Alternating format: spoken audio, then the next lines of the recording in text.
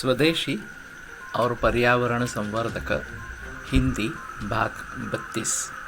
तो उसी प्रकार से जैसे कॉटन के बारे में बात की, उसी प्रकार से बाकी जो बीज है वो हमें देसी बीज ही चाहिए और उन्हीं से उपज होनी है। तो अभी ये काफ़ी मुश्किल काम हो गया है, लेकिन फिर भी कुछ लोग इस प्रकार से काम कर रहे हैं। यहाँ एक देहातों में राही करके एक बूढ़ी औरत है, अनपढ़ है, फिर भी उन्होंने बहुत सारे बीजों का संग्रह करके रखा है और उसका मोल अभी गिन नहीं सकते कि कितना अच्छा बड़ा काम उन्होंने किया है। सुभाष पालेकर जी नैसर्गिक खेती के पीछे पड़े हैं और उनका यही कहना है कि जो देसी बीज है उसी का इस्तेमाल करें और उसी के आधार पर खेती करें। उन्होंने ऐसा किया था कि 2 समय इस प्रकार के क्षेत्र लिए थे और दोनों में शुरू में देसी बीज को बोया था।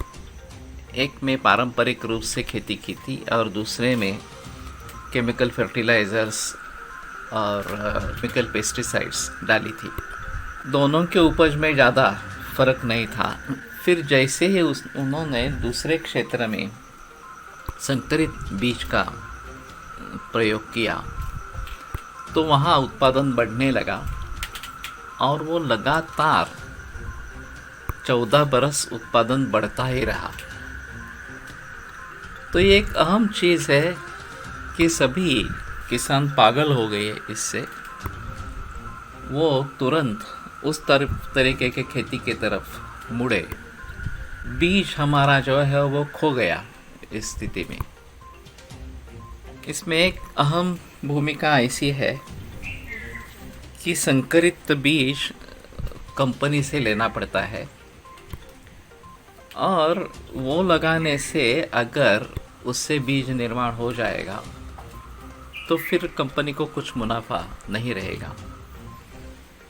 तो उन्होंने उसके जीन्स के साथ कुछ छेड़छाड़ करना आरंभ किया और उसमें जो बीज है वो निर्बीज बन जाएगा, ऐसी प्रक्रिया शुरू की ताकि उससे फसल आए, बीज भी आए, लेकिन वो बीज सक्षम नहीं रहेगा पुनरुत्पादन के लिए।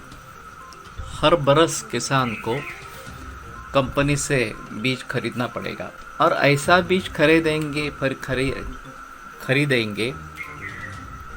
तभी ये केमिकल पेस्टिसाइड्स, केमिकल फर्टिलाइज़र्स काम करेगी और उत्पादन में बढ़ोतरी होगी।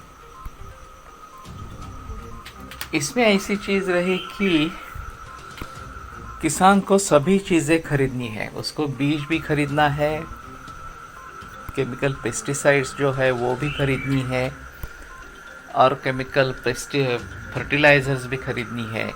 और फिर अगर बारिश कम होती है, ज़्यादा होती है, ठीक समय पे नहीं होती है, वगैरह वगैरह, तो इन सभी का कर्जा हो जाता है और उसका बोझ बढ़ता ही जाता है। और यही एक कारण है कि किसानों में खुदकुशी बढ़ने लगी। और जो दलाल है इसमें ट्रेडिंग करने वाले हैं, वो जिस भाव से लेके उसके ज़्यादा भाव लेकर उसको बेचेंगे तो उनको कुछ भी क्षति नहीं पहुंचती है, किसान को ही ये सब क्षति पहुंचती है।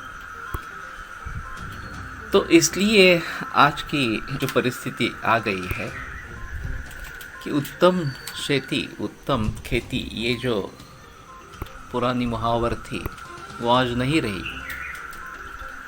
व्यापार उत्तम हो गया, कारपोरेट व्यापार उत्तम हो गया और उसमें आप बहुत ज़्यादा मुनाफा कमा सकते हैं, लेकिन जो कष्ट कर रहा है वो किसान कुछ भी नहीं पाता, बल्कि वो कर्जों में डूबता जा रहा है। तो ये परिस्थिति भयावह इस प्रकार की है और हमें तुरंत इसके लिए कदम उठाने हैं।